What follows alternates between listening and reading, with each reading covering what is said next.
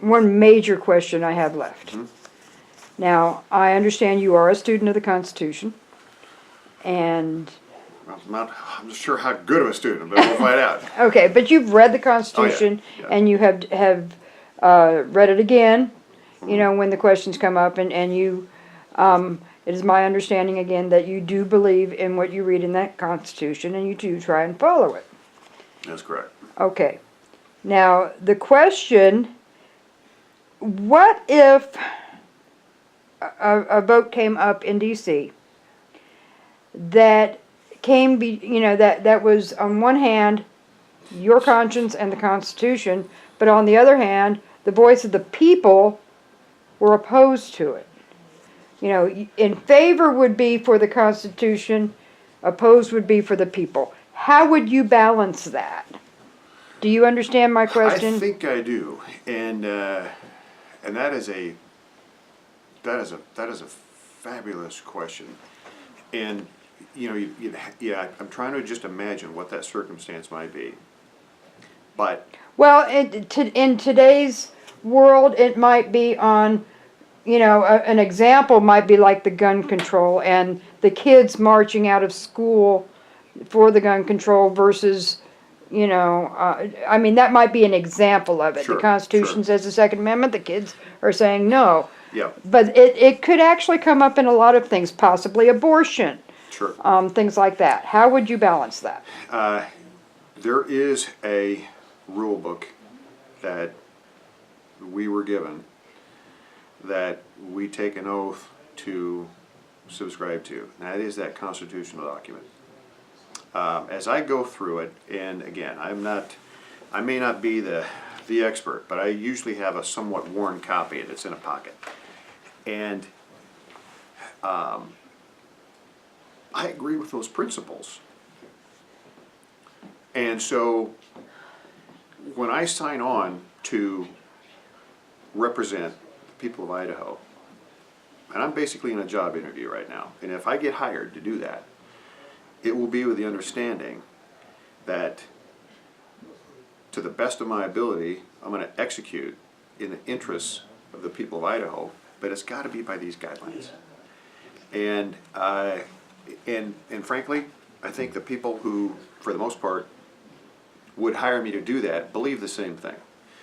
If there was a circumstance, and probably the one you identified might be as good as any, with where the populace is pushing for something that's not within the guidelines of that document, then I think I have to stick with that document unless there's a constitutional change to that. And so the vehicle would have to be, all right, if you really don't, if you students with the protests, if you really believe that has to be changed, then you got to work through that process to change that constitutional document.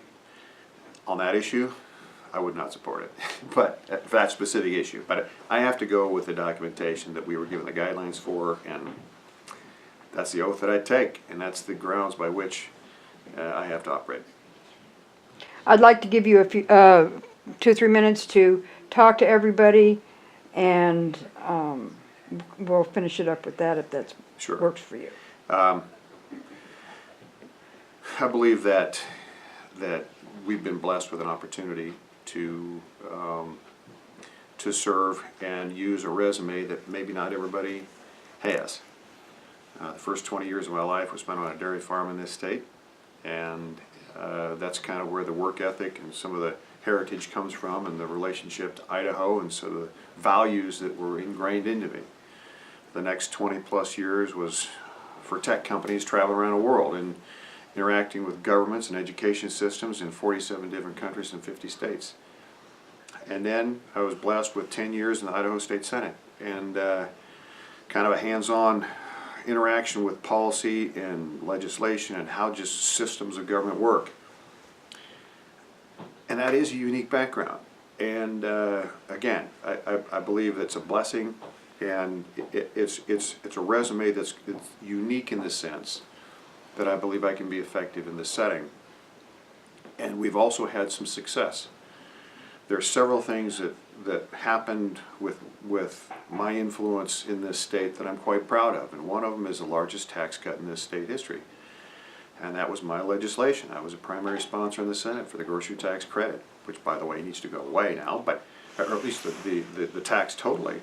But we had to stage it in.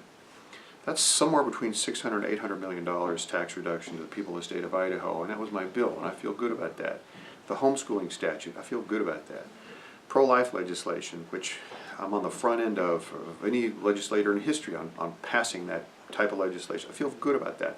So there's a track record. I've cast thousands of votes on just about every topic in this state, and I'm not hard to figure out. I do believe in the constitutional guidelines we have, and I do my best to operate by that. I don't think anyone else in this race, and frankly few across the nation, can say those things. So I believe I'm postured very well to do this job, and I'm submitting myself to the people of this state in a big, long job interview to ask for that opportunity. I believe that the federal government was formed to serve the states, and that the citizen is the pinnacle of governance. And that's the attitude that I take to this job, and I think I can be effective with it. And I'll just add one other thing. I think that we're in a unique era right now, because with the last presidential election, the attitude has changed.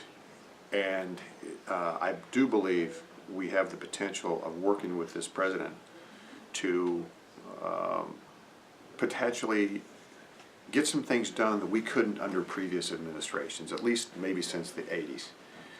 And we also have the largest incoming class of new congressmen in at least 50 years. A lot of new blood, a new attitude in the White House, and to me that's exciting. And I think we have an opportunity to truly have an impact we would not have had in recent decades. And thank you very much, Mr. Fulcher, and we appreciate you taking the time with us. My privilege. Thank you. And we may be back with you and doing some more. Let's do it again. Let's do it again. We had fun, didn't we? Thank you.